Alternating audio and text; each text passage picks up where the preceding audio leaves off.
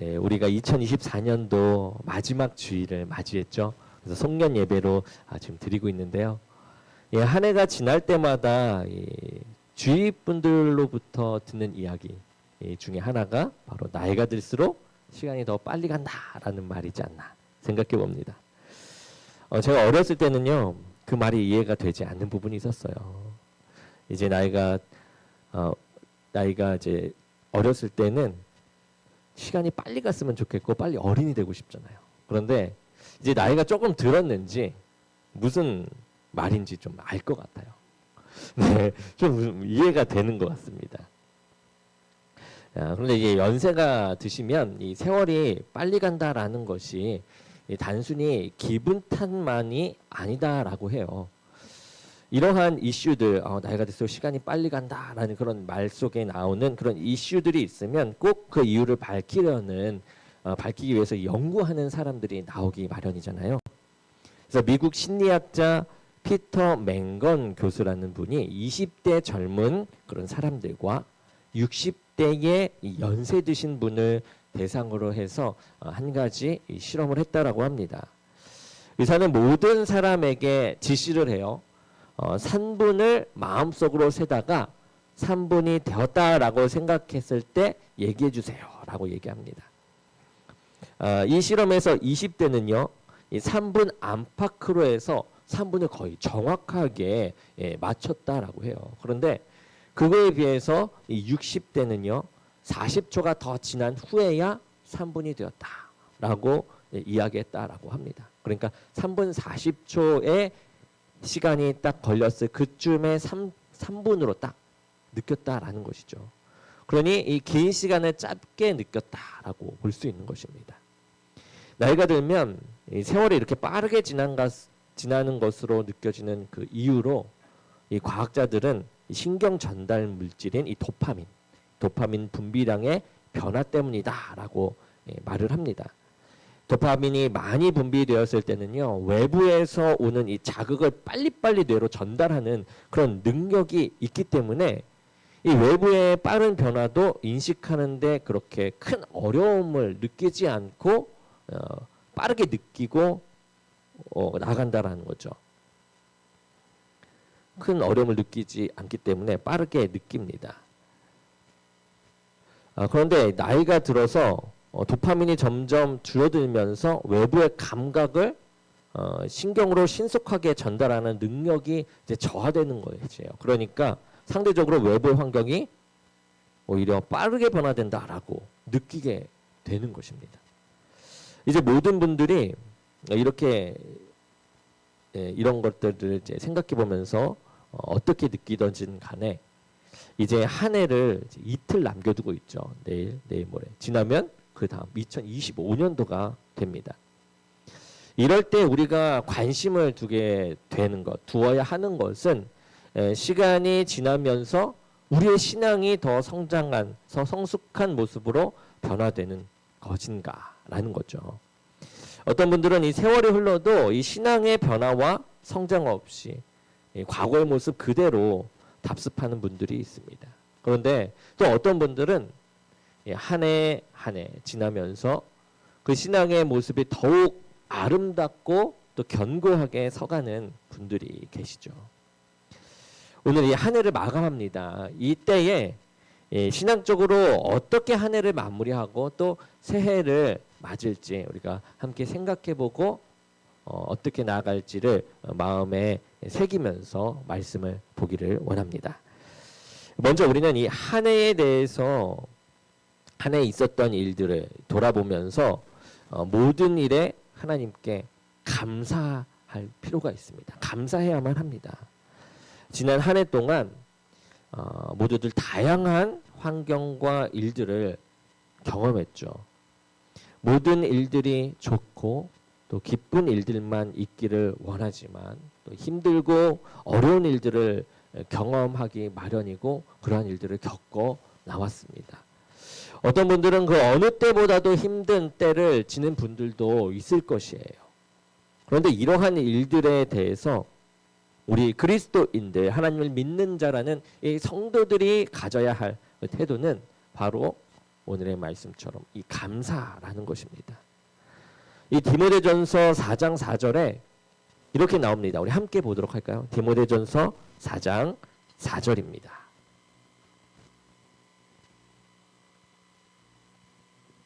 4장 4절 시작. 하나님께서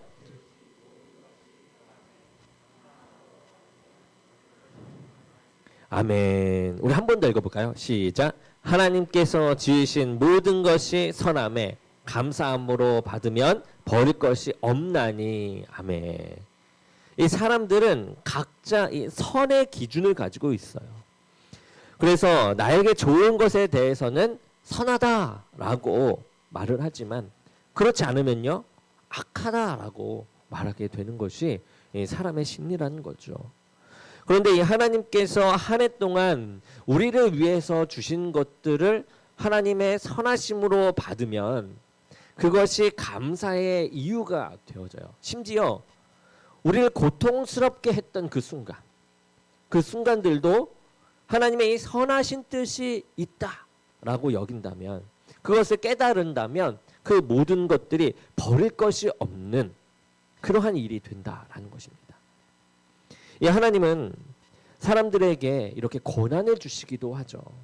하나님께서 주시는 이 고난은 사람을 망하게 하려는 것이 아닌 고난입니다. 고난을 통해서 우리는 우리의 연약함과 한계를 느껴요. 그리고 고난을 주시는 하나님에 대해서 인식하며 또 그 전능하심을 깨닫게 됩니다. 하나님을 더 바라보게 되는 것이죠. 인간의 영역으로는 할 수 없음을 내가 몸소 느끼게 되는 것입니다. 사람의 육신의 몸도 여러분 고난을 통해서 더욱 강해지게 되는 것을 우리가 봅니다.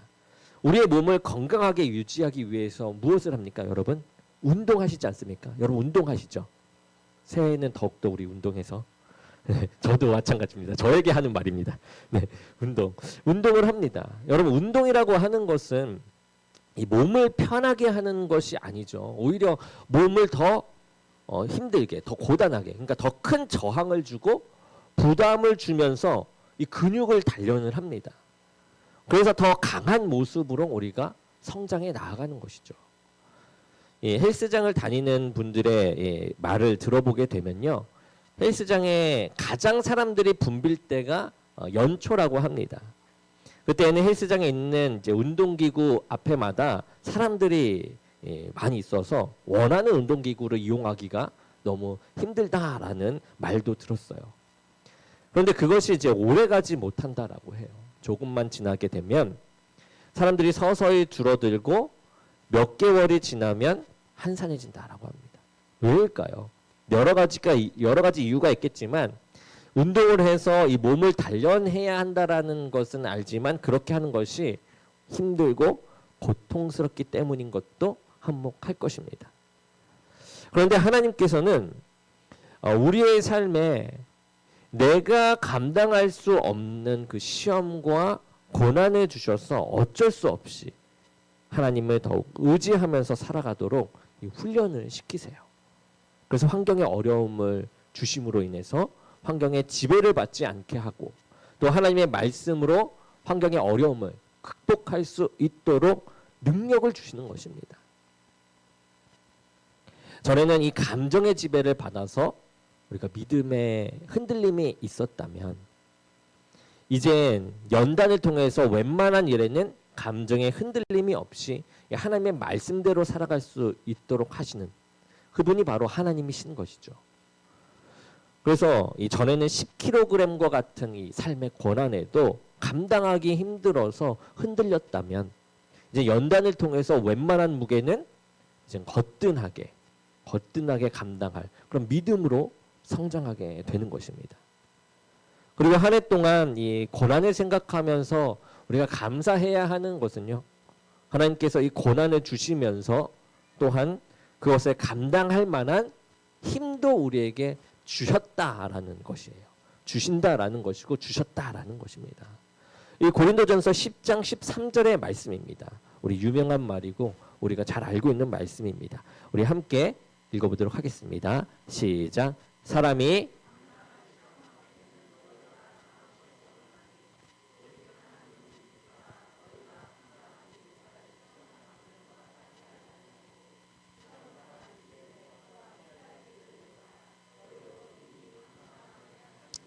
아멘. 아멘. 이 어려움을 당할 당시에는요, 그것이 감당되지 않을 것 같아요. 너무나도 커서요, 내가 무너지고 이 인생이 끝났다라고 생각할 정도로 힘이 듭니다. 그래서 걱정으로 인해서 마음과 뼈가 녹을 정도까지 힘이 들 때가 있습니다. 그런데 그 시간들을 지나고 나서 돌이켜보게 되면, 그러한 것들이 다 지나고 나게 되면 더 좋은 믿음의 사람으로 바뀌어 있는 나의 모습을 발견하게 된다는 것이죠. 이러한 것들은 이 하나님께서 그 고난과 우리 시험을 주실 때에 또한 그것을 감당할 수 있도록 힘을 주시기 때문인 줄로 믿습니다. 그래서 하나님을 의지하면서 그 고난을 감당한 사람은 하나님에 대한 믿음이 더욱 커질 수밖에 없는 것이죠. 더 단단해질 수밖에 없는 것입니다. 그래서 견고하고 아름다운 믿음의 사람이 되는 것입니다. 우리 한 해를 마감하면서 지난 한 해 동안 우리로 이 날마다 성장하도록 연단시키고 또한 그 연단을 감당할 수 있도록 도와주신 이 하나님, 이 하나님으로 인해서 우리가 감사해야 할 줄로 믿습니다. 우리 감사함으로 더 나가기 원합니다. 그리고 한 해를 마감하면서 우리의 이 신앙의 성장에 방해가 되는 것들이 있죠. 그것들은 우리가 버려버리는 지혜가 있어야만 합니다. 이 지혜로운 사람은요, 과거의 잘못된 것들에 대해서 잘 분별합니다. 그래서 그것을 제거하는 지혜를 가지고 있어요. 하지만 어리석은 사람은 보게 되면 과거의 잘못된 일들을 지속적으로 반복하는 것을 볼 수 있습니다. 더 어리석은 길로 가기도 해요. 옛날에 보면은 이 새해가 오게 됐을 때 없애버려서 좋은 날이라는 그런 특이한 행사를 하는 사람들이 있었다라고 합니다. 이는 이 라틴 아메리카 전통에 따른 그런 행사라고 해요. 무슨 행사냐면 지난해 있었던 불쾌하거나 당황스러웠던 기억들과 또 좋지 않았던 그런 사건들을 종이에 쓰는 것이에요. 그래서 이 종이를 산업용 고성능 파쇄기에 넣어 버린다라는 그런 행사입니다. 이때 이제 어떤 사람들은 없애버려 좋은 것들을 대형 해머로 부숴버리기도 한다라고 해요. 우리나라에서는 우리가 더 익숙한 거는 이런 거죠.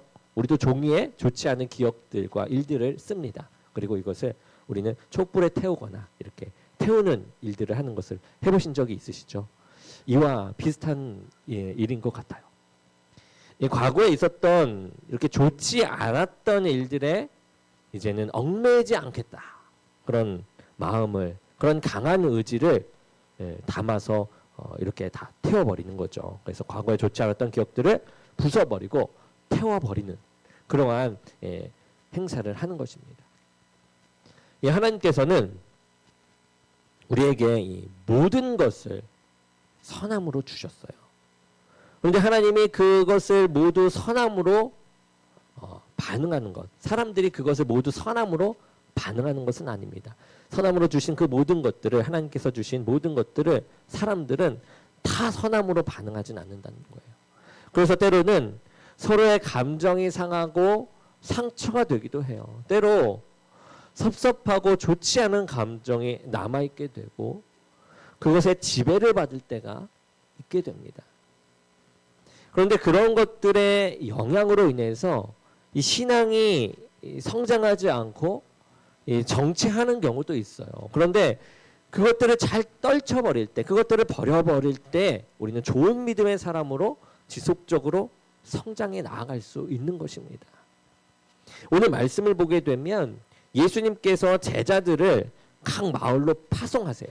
그러면서 어떻게 할 것을 지시를 하시는데요. 먼저 각 마을로 들어갔을 때 뭐라고 얘기합니까? 평안을 빌라라고 합니다. 그 마을 안에 들어가면서 평안을 비는 것이에요. 그리고 그 평안을 상대방이 받아들이면 그 사람에게 평안이 돌아갈 것이다 라고 말해요. 그리고 그렇게 자신들을 영접한 사람의 집에 있으면서 그 동네나 성 안에서 사역을 하라라고 말합니다. 그런데 평안을 빈다라고 모든 사람들이 좋아하고 환영하는 것은 아니에요. 제자들이 이 평안을 빌 때 영접하지 않고 말을 듣지 않는 경우도 있을 것이라고 합니다. 그럴 때 예수님께서 제자들에게 지시하시는 그 행동 지침이 있는데요. 그것은 그 집이나 성에서 나가 너희 발의 먼지를 털어버리라 라고 했어요. 이 제자들을 받아들이지도 말을 듣지도 않는 그들, 이들을 상대하다 보면은 제자들로서는 그들을 상대함으로 더욱 좋은 믿음으로 연단을 받게 됩니다. 그래서 더 큰 어려움도 감당할 수 있는 제자로 성장하게 되는 것이죠. 그런데 이렇게 자신들을 거부하는 사람들과 이 상대를 하다 보면요, 어떻습니까? 그 마음속에 거절당한 그 아픔으로 인해서 상처를 받기도 하고 서운하거나 또는 악에 받쳐서 이 미워하는 마음이 생기게 마련이죠. 그런데 예수님은 뭐라고 얘기합니까? 그 모든 것들을 떨쳐버리라 라고 이야기하고 있어요. 그곳에서의 좋지 못한 것들을 버려버리라, 떨어버려라 라고 얘기하시고 새로운 마음으로 또한 사역을 새롭게 감당할 수 있도록 이렇게 나아가게끔 하나님께서 그 안 좋은 것들을 떨쳐버리게 했다라는 것이죠. 이 예수님께서도 사역을 하시면서 이 땅에서 이 3년 동안 여러 가지 일들을 당하시는 것을 우리가 봅니다. 사람들에게 따돌림도 당하시죠. 제자들에게 배신까지 당하시는 그러한 일들을 예수님께서는 겪으셨어요. 그런데 예수님께서 그것을 쌓아두고 나중에 어떻게 하겠다라고 벼르거나 그러지 않으셨다라는 거죠. 예수님은 제자들에게 지시하셨던 것과 같이 툴툴 털어버리셨고 하나님의 뜻대로 순종하면서 하나님의 사역, 당신의 사역을 지속적으로 감당하셨던 것입니다. 우리가 한 해를 살아오면서 신앙의 성장에 방해되는 감정이나 생각들이 있다면 그것에 얽매이지 말고요. 떨쳐버리는 과정도 필요합니다. 그럴 때에 그때서야 우리는 또 다른 성장과 변화를 경험할 수가 있는 것이에요. 앞으로 나아갈 수 있고 다음 집으로 움직일 수가 있는 것이죠. 그렇지 않으면 그 집 앞에서 그 집을 욕하며 그 집만을 바라보고 그 자리에 머물 수밖에 없는 것 아니겠습니까? 우리가 신앙의 방해에도 불구하고 이 감정들을 잘 떨쳐버려서 성장의 길로 또 변화의 길로 갈 수 있는 저 여러분이 되기를 원합니다. 그리고 우리는 우리가 취해야 할 것에 더욱 관심을 두어야만 해요. 무엇을 취해야 할지를 관심을 두는 거죠. 우리가 털어버리고 싶다라고 그냥 털어지는 것이 아니에요. 내가 털어버리고 싶다라고 털지만 털어지지 않고 계속 붙어있는 게 있다라는 거죠. 체로키 인디언 부족이라는 이 부족이 있습니다. 이 부족에 전통이 있는데요. 전통적으로 이 할아버지가 어린 손자에게 들려주는 이야기가 있어요. 그것은 무엇이냐? 2마리의 늑대에 관한 이야기라고 해요. 할아버지가 이야기합니다. 사람은 누구나 2마리의 늑대를 키우고 있단다. 그중 하나는 전쟁과 불행을 몰고 오는 늑대이고 또 하나는 평화와 행복을 가져다 주는 늑대이지. 근데 이 2마리는 늘 싸우고 있단다. 그러면 과연 2마리 중 어느 쪽 늑대가 승리할 것 같니? 라고 아이에게 묻습니다. 어린 손자에게 묻죠. 그리고 할아버지는 그 어린 손자가 갸우뚱할 때 이렇게 대답합니다.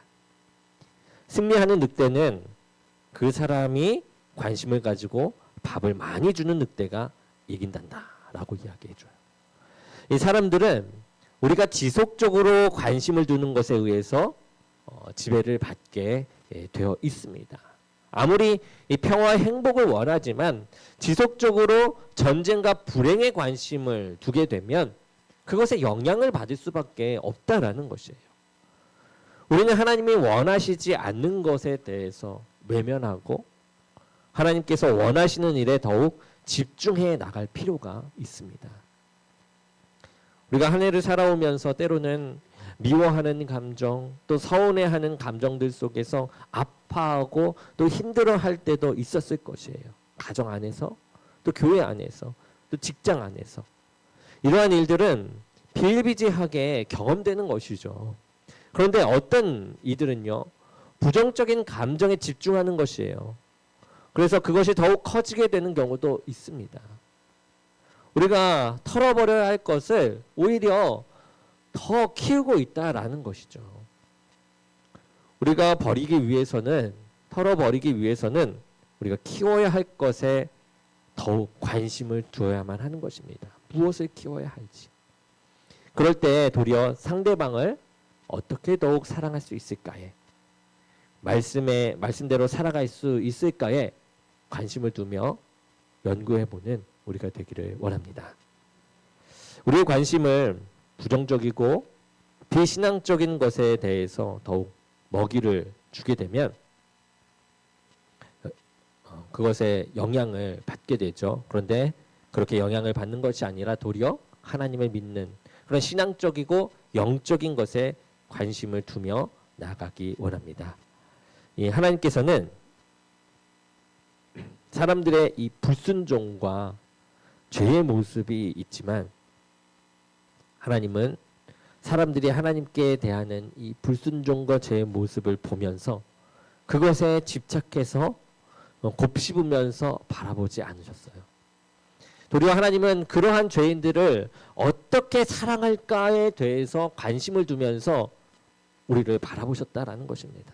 어떻게 하면 저 죄인들을 변화시킬 수 있을까? 그것에 관심을 두셨고 하나님의 사랑의 관심이 우리를 구원의 사람으로 변화시켜 주기 위해서 예수님 그리스도를 보내시죠. 그럼을 통해서 이제 예수 그리스도를 담는 또 다른 구원의 사람으로 우리를 변화시킨 줄로 믿습니다. 우리의 관심의 내용들을 우리는 바꾸어야만 합니다. 신앙에 유익이 되지 않는 것에 대해서는 그만 먹이를 주어야 한다라는 것이죠. 이제 하나님께서 원하시는 것에 더욱 관심을 두면서 먹이를 주면서 새해를 준비하길 원합니다. 말씀을 정리하겠습니다. 우리가 어느덧 한 해를 이제 마감하게 되었죠. 어떤 이들은 한 해를 돌아보면서 힘듦과 어려운 일들로 인해서 무거운 마음으로 올해를 마감할 수도 있을 것입니다. 하지만 모든 것을 선으로 받으면 버릴 것이 없다라고 하나님께서 말씀으로 우리에게 주셨습니다. 하나님께서 우리를 믿음으로 연단시키셔서 성장케 하시고자 하시는 뜻으로 받게 되면 버릴 것이 아니라 도리어 소중한 한 해가 되는 것입니다. 감사의 내용이 되는 것이죠. 우리를 성숙하게 하시고자 하시는 이러한 하나님의 훈련에 우리가 참여하게 된 한 해였다라는 것이죠. 그것을 우리가 느끼며 나중에는 내가 아무것도 아닌 것에 그렇게 흔들렸었구나라고 하면서 성숙된 모습의 말이 나올 수 있는 모두가 되기를 원합니다.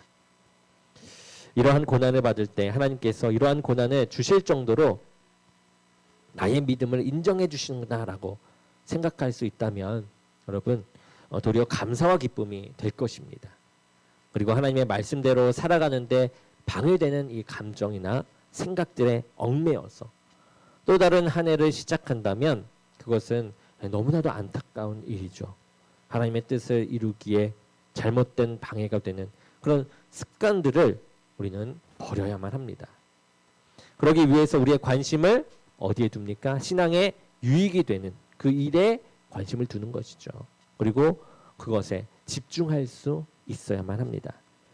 미움과 서운함, 세상적인 것에 관심을 두기보다는 사랑과 섬김, 하늘의 신령한 것에 그 생명에 더욱 집중할 수 있을 때, 집중할 때에 더욱 하나님께서 원하시는 사람으로 우리는 성장해 나가게 될 것입니다.